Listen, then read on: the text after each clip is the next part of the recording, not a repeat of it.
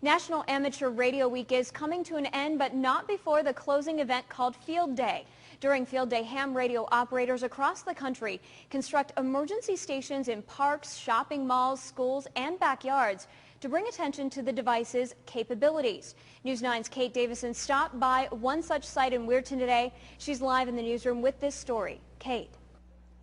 Well, the slogan, "When all else fails, ham radio works," is truly representative of just how useful a ham radio still is.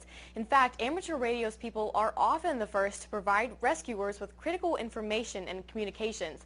I took the opportunity to learn a little bit about just what Field Day really means to some local hams.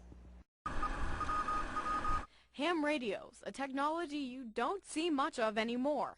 It simulates an emergency condition so that we can exhibit that our equipment is working, we can train ourselves. Radio hams from the Weirton, Steubenville area are joining thousands of amateur operators across the country over the next 24 hours, showing off their emergency capabilities.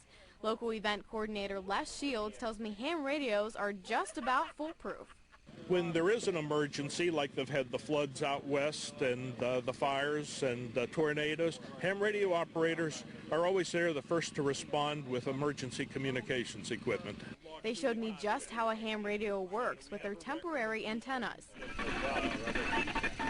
Shields says for the yearly event, they set up in places they wouldn't normally to draw attention from passerbyers, like here outside the Weirton Walmart. We're also out here to try to make people aware that ham radio operators are still around. Shields tells me they're all amateur operators buying and maintaining their own equipment, but most of all, enjoying the camaraderie.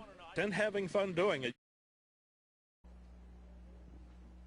The Steubenville-Weirton Amateur Radio Club began demonstrations of ham radios at 2 p.m. today. It will be up and running until 2 p.m. tomorrow. The club invites anyone who's interested to come check them out in front of the Weirton Walmart to see what modern amateur radio can do. Reporting live in the News 9 newsroom, Kate Davison, News 9 at 6.